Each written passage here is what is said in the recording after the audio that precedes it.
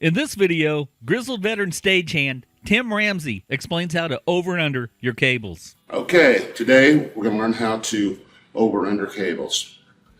Once you learn how to over under a cable, you will never roll a cable the same again. It's easy. Everyone can do it. It just takes a little practice. So let's start. You take your cable in your left hand, right hand. You do your first one is your over. So you come over like this. You don't want your loop to be too big. You don't want it to be too small. Just kind of a medium size. Your next one is your under. Now I take my index finger and my thumb, and if you notice, I turn the cable. Again, turn the cable. And I match the same size as my other loop. Now that was the under. Now we go with the over. Here we come again with the under, index finger, thumb, and I turn the cable in toward me, and I match the loop.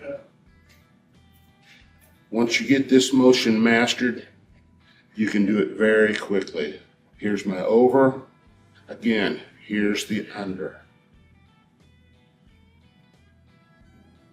Now, I'm going to go faster and show you how quick it can actually go. So over, under, over, under, over, under. Now, when you get to the end, a lot of people will have string ties. Some people put Velcro. Some people even use E-tape. I like to take and loop my cable like this over and make a small slip knot. And there you have your over and under cable. One of the advantages of over and under in a cable, besides it being neat and you don't have a big mess in the case when you go to grab one out, is if you're in a hurry, you can take the cable and throw it, and it being over and under, it will go straight out. Here we go.